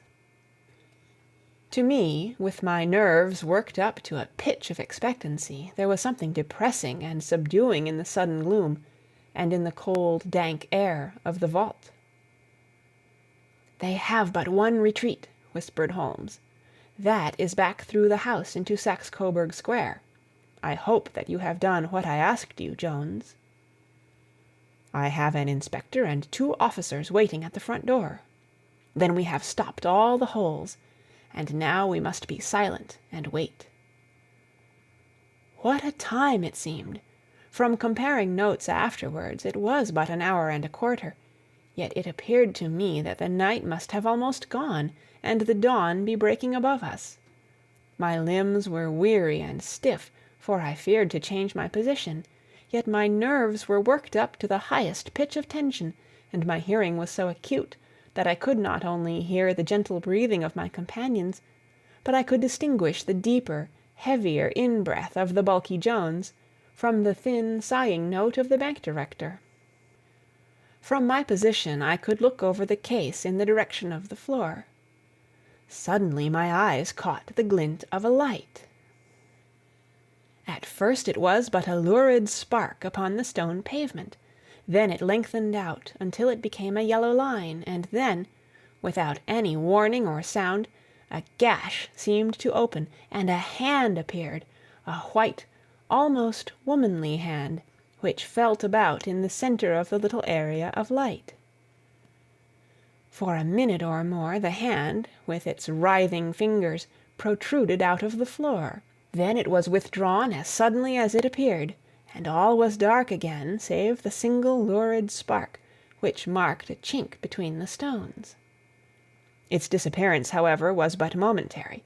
With a rending, tearing sound, one of the broad white stones turned over upon its side, and left a square gaping hole, through which streamed the light of a lantern. Over the edge there peeped a clean-cut boyish face, which looked keenly about it, and then, with a hand on either side of the aperture, drew itself shoulder-high and waist-high, until one knee rested upon the edge. In another instant he stood at the side of the hole and was hauling after him a companion, lithe and small like himself, with a pale face and a shock of very red hair. "It's all clear," he whispered. "Have you the chisel and the bags?" "Great Scott! Jump, Archie, jump, and I'll swing for it." Sherlock Holmes had sprung out and seized the intruder by the collar. The other dived down the hole, and I heard the sound of rending cloth as Jones clutched at his skirts. The light flashed upon the barrel of a revolver, but Holmes's hunting crop came down on the man's wrist, and the pistol clinked upon the stone floor. "It's no use, John Clay," said Holmes blandly. "You have no chance at all." "So I see," the other answered, with the utmost coolness. "I fancy that my pal is all right, though I see you have got his coat-tails." "There are 3 men waiting for him at the door," said Holmes. "Oh, indeed! You seem to have done the thing very completely. I must compliment you." "And I you," Holmes answered. "Your red-headed idea was very new and effective."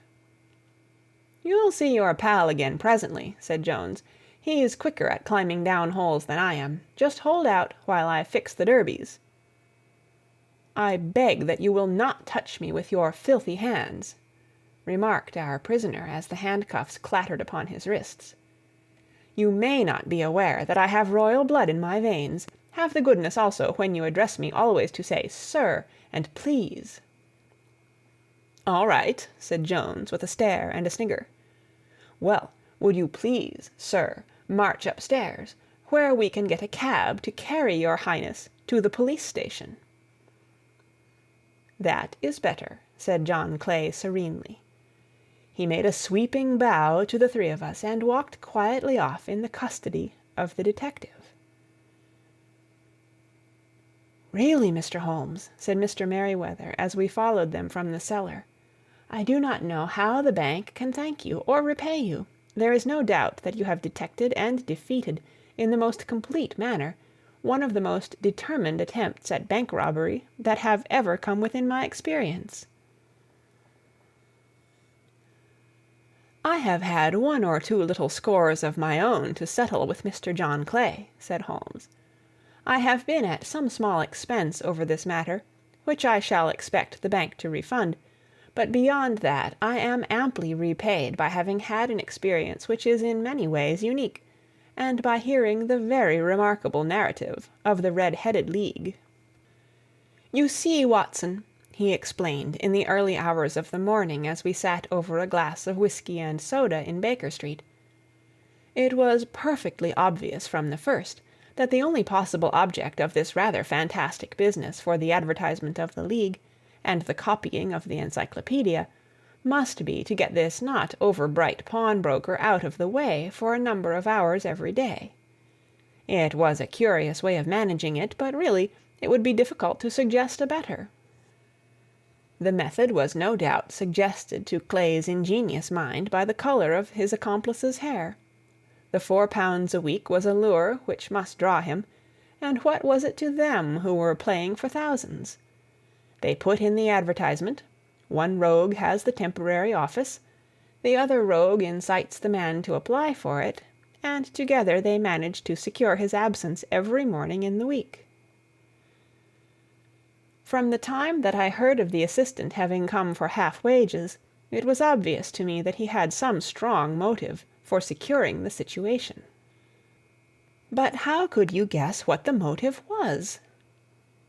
Had there been a woman in the house, I should have suspected a mere vulgar intrigue.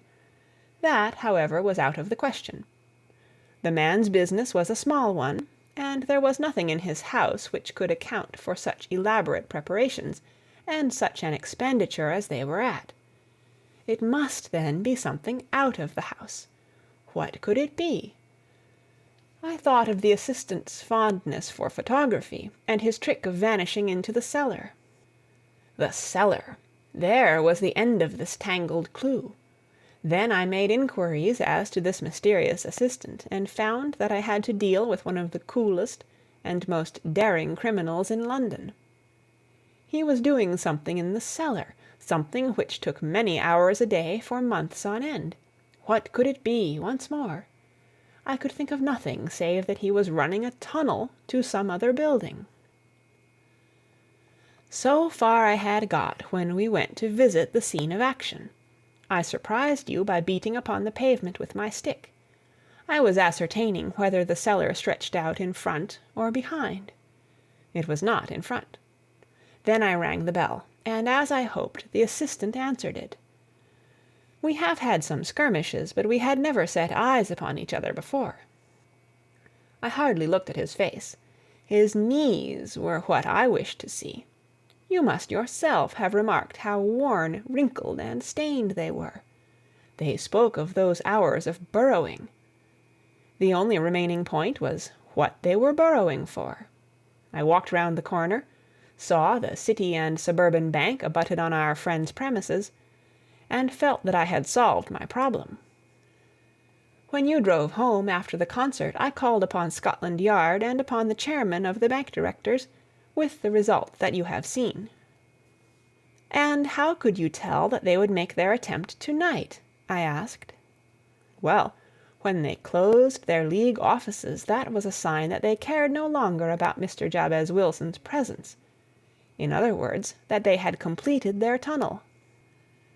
But it was essential that they should use it soon, as it might be discovered, or the bullion might be removed. Saturday would suit them better than any other day, as it would give them 2 days for their escape. For all these reasons I expected them to come to-night.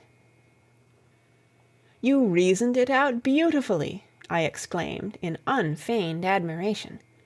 It is so long a chain, and yet every link rings true. It saved me from ennui, he answered, yawning.